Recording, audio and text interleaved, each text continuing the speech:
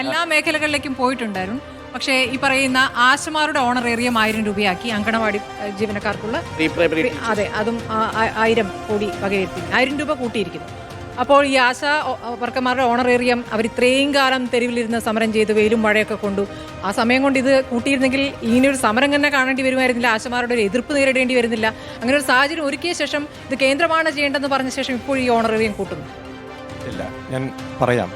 ഇവിടെ ബഹുമാനപ്പെട്ട സുഹൃത്ത് അബിൻ പറഞ്ഞതുപോലെ താഴെ ഇറങ്ങാൻ പോകുന്ന ഒരു ഗവൺമെൻറ് പ്രഖ്യാപിച്ചതെന്ന് 2021 ഇതേപോലെ തന്നെ തോമസ് ഐസക് ബജറ്റ് അവതരിച്ചപ്പോൾ ഇതിലും വലിയ ശബ്ദത്തിൽ അബിനും കൂട്ടരും പറഞ്ഞതാണ് താഴെ ഇറങ്ങാൻ പോകുന്ന ഗവൺമെൻറ് അവതരിപ്പിച്ച അവസാന ബജറ്റെന്ന്.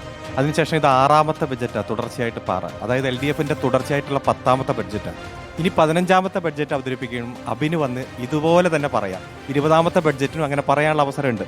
ഇവിടെ ഏതെങ്കിലും ഒരു മേഖലയെ, ഏതെങ്കിലും ഒരു വിഭാഗം ജനതയെ ഈ ബജറ്റ് അഡ്രസ്സ് ചെയ്തില്ല, 2 മണിക്കൂർ 53 മിനിറ്റ് കൊണ്ട് അഡ്രസ്സ് ചെയ്തില്ല എന്ന് ചൂണ്ടിക്കാണിക്കാൻ ഏതെങ്കിലും ഒരു മേഖലയുണ്ടോ? ഏതെങ്കിലും ഒരു സമൂഹമുണ്ടോ? ഇപ്പോൾ പട്ടികവർഗത്തിൽ തന്നെ ഇതുവരെ നമ്മൾ കേൾക്കാത്ത 3 പേര് ഇവിടെ പറഞ്ഞു. നിങ്ങൾ നോട്ട് ചെയ്തിട്ടുണ്ടാവും. അത് വേടൻ, നായാടി, ചക്കിളിയാർ. ഞാൻ ചക്കിളിയാർ വിഭാഗത്തിൻ്റെ നമ്മളധികം ചർച്ച ചെയ്തിട്ടില്ല. അതായത് എല്ലാ വിഭാഗം ആളുകളെയും ടച്ച് ചെയ്തിരിക്കുകയാണ്. ഇപ്പോൾ സ്കൂൾ കുട്ടികൾ, 1 വയസ്സ് മുതൽ 10 വയസ്സ് വരെയുള്ള കുട്ടികളുടെ അപകട ഇൻഷുറൻസ്, അത് വീട്ടിൽ കളിക്കുകയാണെങ്കിലും സൈക്കിൾ ചവിട്ടുമ്പോഴായാലും എവിടെയായാലും അപകട ഇൻഷുറൻസ്. 1ാം ക്ലാസ് മുതൽ 12ാം ക്ലാസ് വരെയുള്ളവരുടെ ഇൻഷുറൻസ്. ഒന്ന് ആലോചിച്ച് നോക്കി, ഡിഗ്രി വരെയുള്ള വിദ്യാഭ്യാസം സൗജന്യമാക്കി. Arts and science. Yes, arts and science.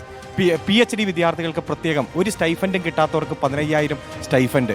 എന്ന് മുതലങ്ങ് എടുത്തു നോക്കിയാൽ സാമൂഹ്യ വികസനത്തിൻ്റെ എല്ലാ മേഖലയും, പശ്ചാത്തല വികസനത്തിന്റെ എല്ലാ മേഖല, 10 കൊല്ലമായി നടന്നുകൊണ്ടിരിക്കുന്ന വികസനത്തിന്റെ പൂർത്തീകരണം, അത് അന്തസ്സായി പറയുക. 17 വർഷം മുൻപേ വിഴിഞ്ഞം പദ്ധതി പൂർത്തീകരിക്കുമെന്ന് ഇച്ഛാശക്തിയോടെ പറയാൻ ഒരു ഗവൺമെന്റിന് കഴിയുന്നുണ്ടെങ്കിൽ അത് LDF ഗവൺമെന്റിന് മാത്രമാണ്.